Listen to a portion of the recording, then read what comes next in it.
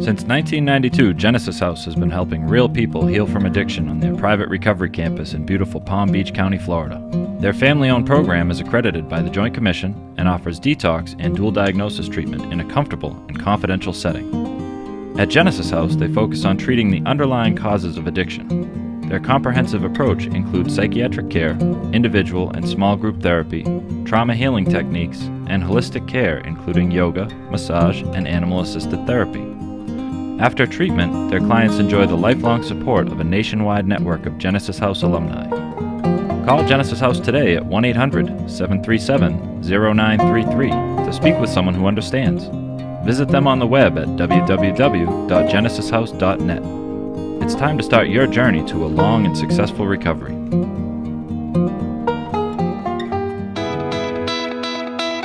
Friends in Recovery, the Addiction Recovery Podcast, presents the Friends in Recovery Saturday Shares, as they share their stories about the real issues of addiction, treatment, and recovery.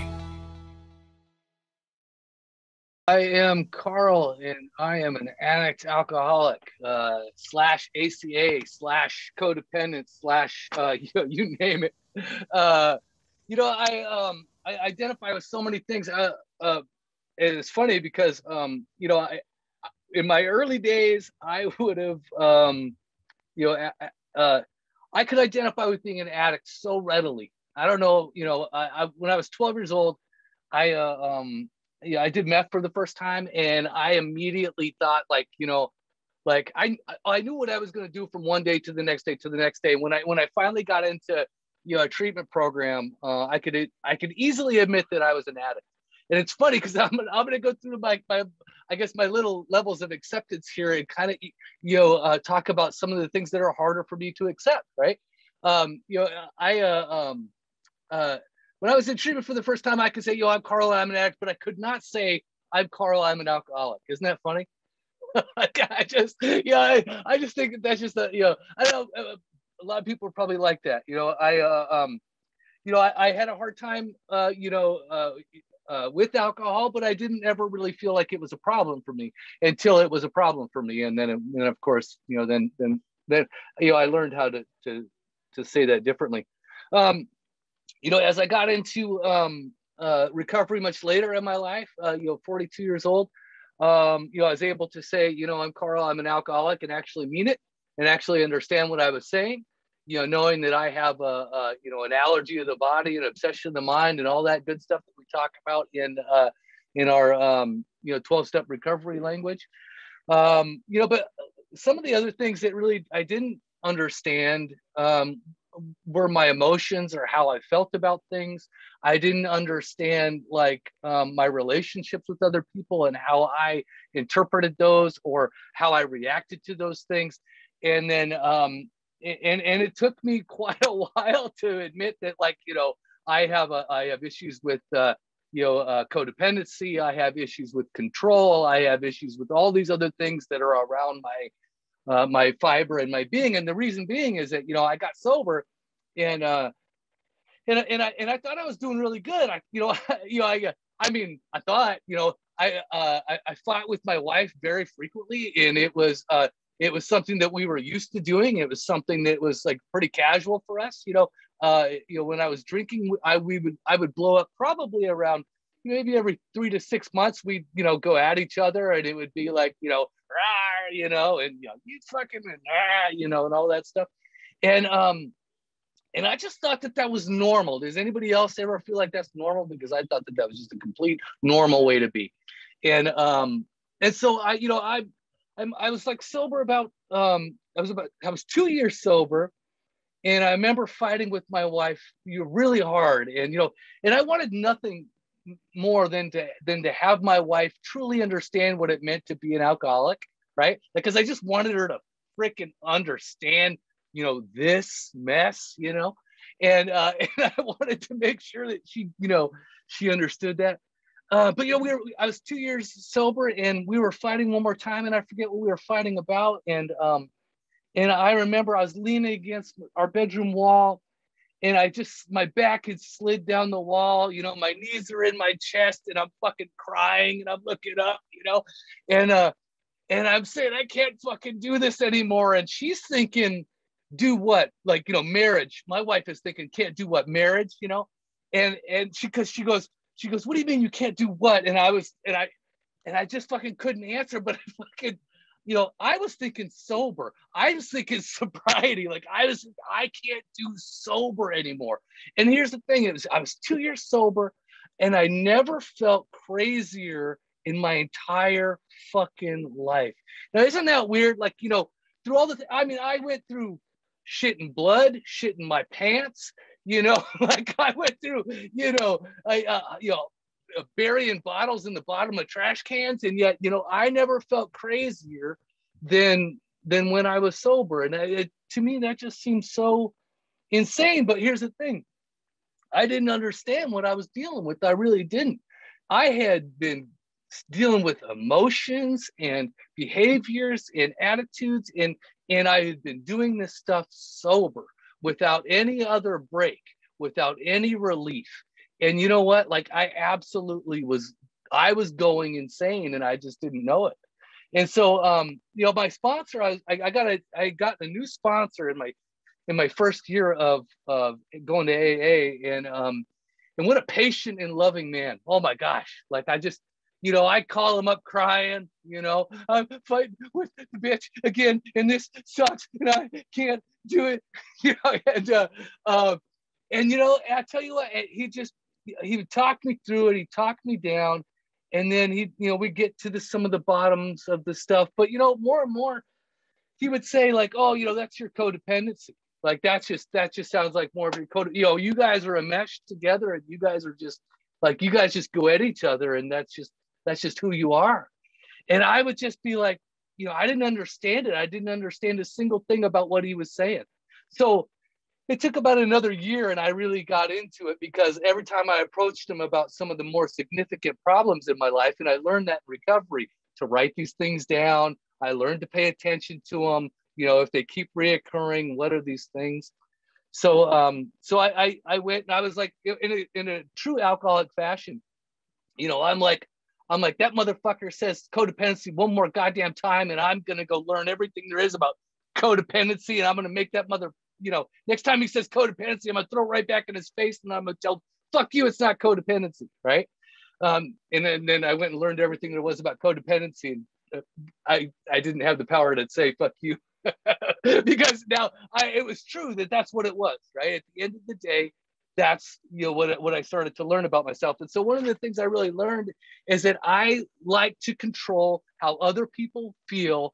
And I want to make sure that, like, you know, because I like to control how they feel because I am so dependent on how they feel, because especially when it comes to people that are in my life, and like, you know, my marriage, my children, all those other types of things. And isn't that funny? I'm so codependent, even when it comes to my children. Isn't that, you know, just because it's, you know, dysfunction knows no bounds, man. And so, so I got into to adult children of alcoholics. This is the big red book. This is what, you know, and I love that I had to tape it together with duct tape after only about a year and a half. You know, because I really started to learn more about myself through that program. I also read stuff like this one just recently is Emotional Sobriety. I just did an interview with this dude, and it was super cool. But what I want you to hear is something that this is a letter from Bill Wilson. He wrote in the Grapevine. It is an article. He did it in like 1956 or something. And he said, I think that many oldsters who have put our AA booze cure to severe but successful tests still find they often lack emotional sobriety. Perhaps they will be the spearhead for the next major development in AA, the development of much more real maturity and balance. This is to say humility in our relations with ourselves, with our fellows, and with God. And so down the list, and to summarize it basically, down the article, he says, even then, as we hew away, peace and joy may still elude us. That's the place so many of us AA oldsters have come to. And it's a hell of a spot. Literally, how shall our unconscious, from which so many of our fears, compulsions, and phony aspirations still stream, be brought into line with what we actually believe, know, and want. How to convince our dumb, raging, and hidden Mr. Hyde becomes our main task. And he goes further down the article to say, suddenly I realized what the matter was. My basic flaw had always been dependence, almost absolute dependence on people or circumstances to supply me with prestige, security, and the like. Failing to get these things according to my perfectionist dreams and specifications. I had fought for them, and when defeat came, so did my depression. And so Bill was 20 years in sobriety when he wrote this to the Grapevine. Also, just to summarize it, because this is the real point that I want to make, he says, because I had over the years undergone a little spiritual development, the absolute quality of these frightful dependencies had never before even so starkly revealed, reinforced by the grace I could secure in prayer. I found I had to exert every ounce of will and action to cut off these faulty emotional dependencies upon people, upon AA, indeed, upon any set of circumstances whatsoever. Then only could I be free to love as St. Francis had. Emotional and instinctual satisfactions I saw were really the extra dividends of having love, offering love, and expression, a love appropriate to each relation to life. And I think, for me, when I see these dependencies, it's all these outside things, and it's all these outside influences that I am trying to, it's still an outside fix for an inside job kind of stuff. I'm sure you guys have heard some of this stuff before. And so, one of the things as I progress in my sobriety and as I start peeling away this onion even more and more and more, which I think is great and it's awesome and it's wonderful. It's a lot of work, but you know what? It is so worth the effort. And I gotta say, like, if you are new to recovery, and if you are at that point where you're thinking like, is this it? Like, I just get up and I fucking, I go to work, I come home, I go to meeting, I stay sober, I wake up, I do it all again tomorrow. And if you're thinking to yourself, that's it? No, that's not it. Like, there is more to this stuff. There is more to, how we progress in sobriety. And I think one of the things that I was really getting more excited about in my recovery these days was that emotional sobriety, or that maturity, and also that level of humility. Just to bring it up to date, I went to a meeting. One of my biggest triggers is work, right? Because I transpose my old family dynamics onto current situations. And so one of those things is that and work is a big trigger for me. Work is the thing that like does it more than anything else. And they wanted to go through this, like, revitalize, what we're going to do for our company and this vision that we're going to have for this company and all these things. And you know what? Like, there was a part of me that was absolutely just writhing in my seat. But you know what? I got to check my head. I got to realize, like, hey, wait a minute. This isn't all about me, right? It's not personal. There's 10, 15 other people in the room. And, and I got to actually see these things for what they are. And also I got to like check my head a little bit in terms of like, what are my real fears and those types of things. I got to really understand that stuff. And in the past, I would have made a joke. I would have made some inappropriate comment, right? I would have tried to say something to deflect from how I was feeling. I would have done a million other things. And again, that's the dependency or codependency that I would have expressed in those situations, that I was able to sit there yesterday quietly, calmly, listening to people, observing, having those, taking those moments of pause to really understand where other people were coming from. And at one point, my boss was, "Hey, Carl, you're really being quiet." like, what is wrong with you? And I was like, I'm just sitting here, just taking it in. Like, by all means, continue to speak. So, so in one case, it was all about me. But, but either way, this is the level of attention that I can give to my own thoughts as well as those around me, and not be so dependent on it, right? And to what my sponsor calls living from the inside out, versus living from the outside in.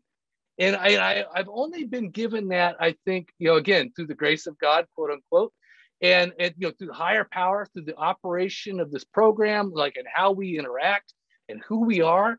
I'm so amazed at that growth that I get to see in myself today.